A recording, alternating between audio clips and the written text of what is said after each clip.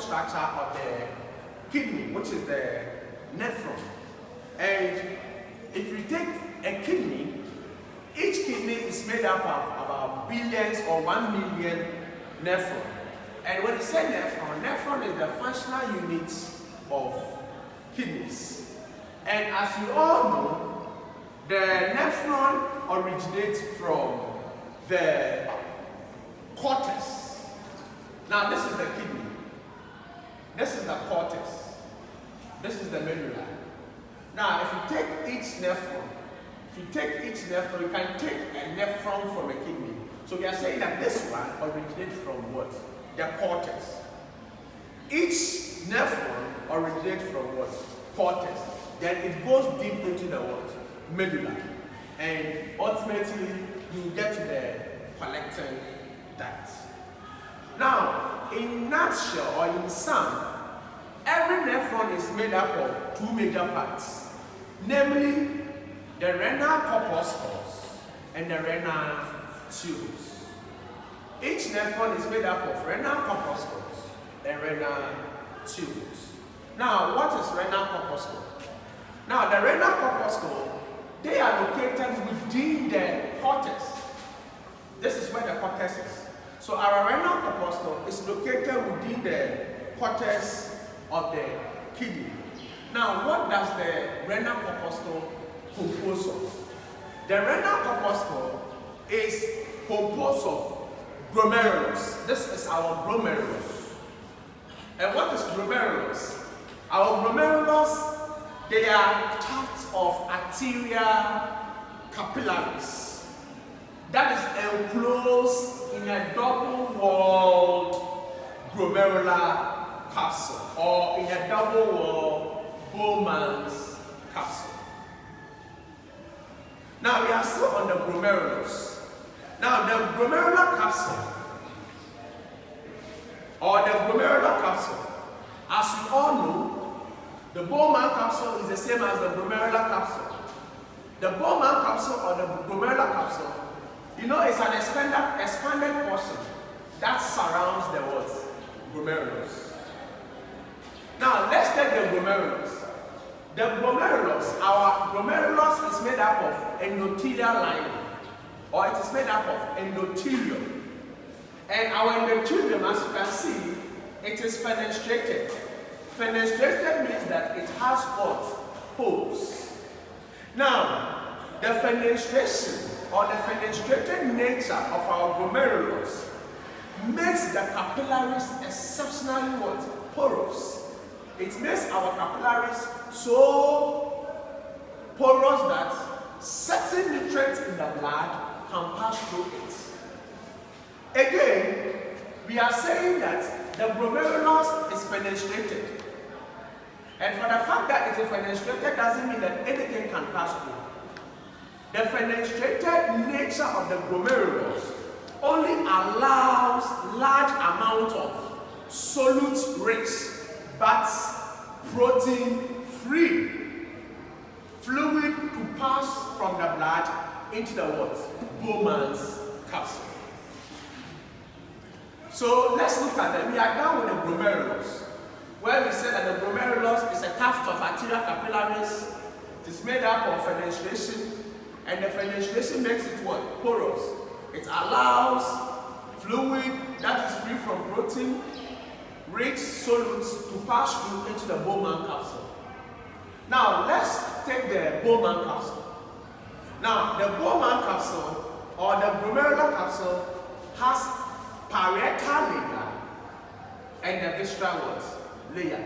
The visceral layer is the layer that is adhering to the glomerulus. But the parietal layer is the layer that is external from the glomerulus. And what it does is, it contributes to the structure of the glomerulus. But it doesn't help or it doesn't contribute during filtration. That is the external parietal layer. But for the visceral layer, it is the layer that is adhering or that clings to the glomerulus.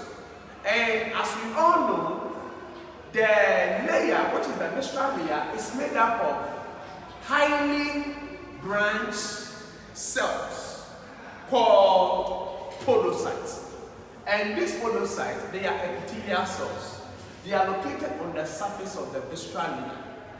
So they are made up of highly branched epithelial cells called podocytes. And as you know, this is the podocyte. The podocyte also has numerous extensions. It has cytoplasmic extension, also known as what? Pedicles or foot process. Now, when you take the foot process, in between the foot process, there are openings or there are clefts. Now, the openings between the foot process are called the filtrate cells or Silt's pores. And what the Silt's pores does is that it allows certain filtrates to pass into the glomerular capsule. So before blood can pass through the openings into the glomerular capsule, you need the permission of the filtrate silt. And the space that is between the glomerulus and the Bowman capsule is called capsular space. That is the summary of the first part of the NEPHRON, which is the renal corpuscle. Any question?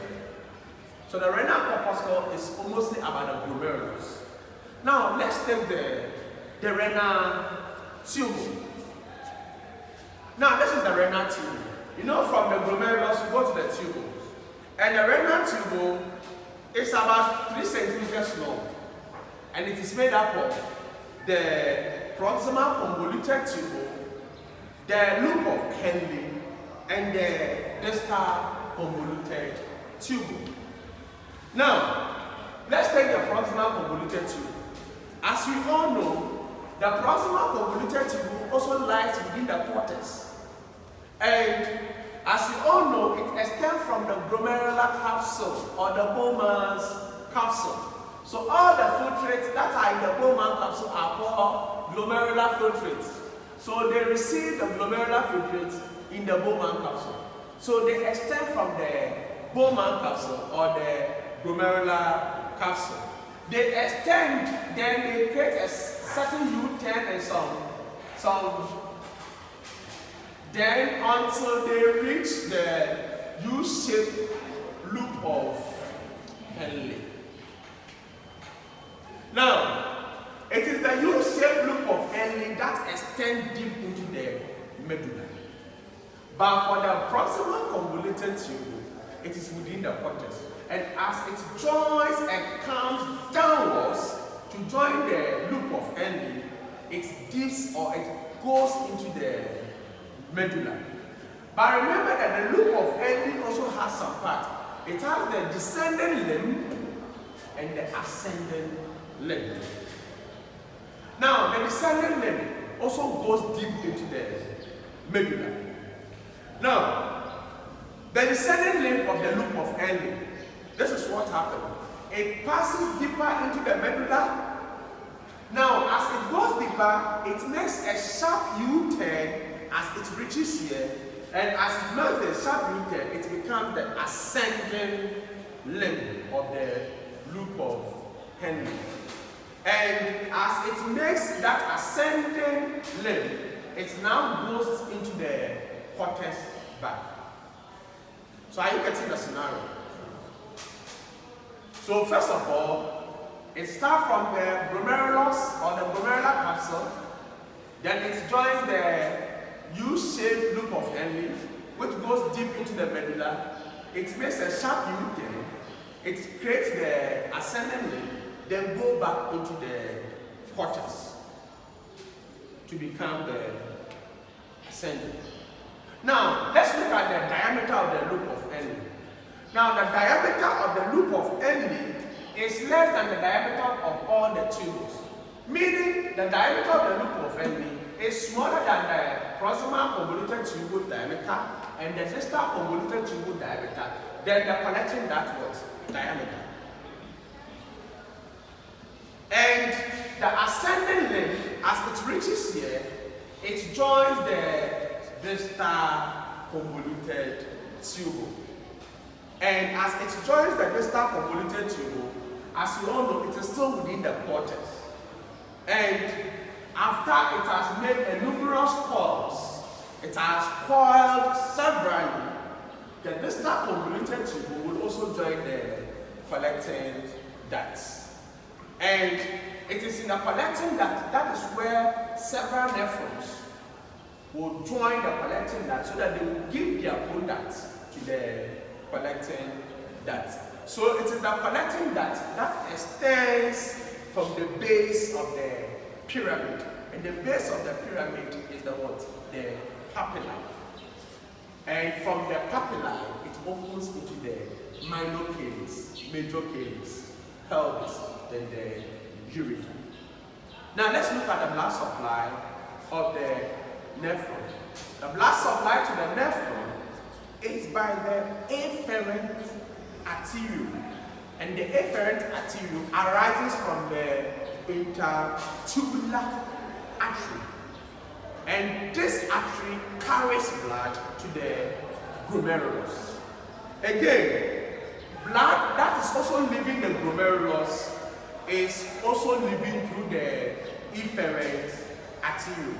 And as you all know, the efferent arteriole and the afferent arteriole, which of them has a larger diameter? The afferent arteriole has a larger diameter than the efferent arteriole. So because of that, there is always a higher blood pressure within the glomerulus. Now, the efferent arteriole also has some branches. It creates branches. Then the branches forms a complex peritubular capillary network. So realize that the peritubular capillary network, it also has blood that flows through them into the intertubular vein. And finally, the blood will leave the kidney through the renal vein. Now, what are some of the functions of the nephron? One of the functions of the nephron is regulation, or it regulates the volume and composition of blood plasma. And it does so by removing the certain amount of water and dissolved substances through the process of filtration. So we've said that whenever blood moves through the pores or filtrate slits and comes into the bone marrow capsule, filtration has occurred. And thereby, that substance is called glomerular filtrate. So the glomerular blood pressure, the normal glomerular blood pressure is 55 millimeters of mercury. Then the second function of the nephron is that they also help to regulate the pH of the blood, because the cells of the proximal convoluted tubule and the cells of the distal convoluted tubule, they have the ability to secrete hydrogen ions, and it's the hydrogen ions that determines the pH of the blood. Then finally, they also remove waste and excess minerals from the blood through selective reabsorption. So we'll end with the nephron here, then continue some other time. Thank you.